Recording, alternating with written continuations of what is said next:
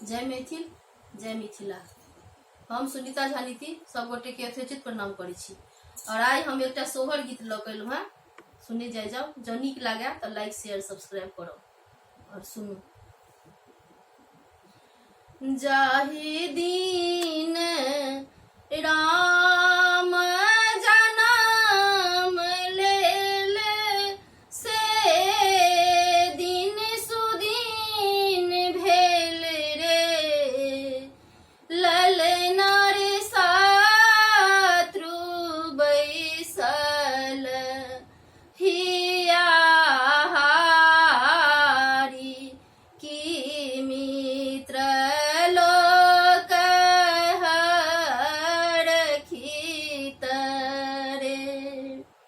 ललना रे शत्रु बैसल हिया हारी की मित्र लोक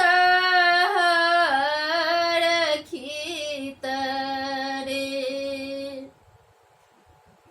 शेर जोखी सोन माल उठाएब पसेरी, जोखिया सर फिल उठाएब रे।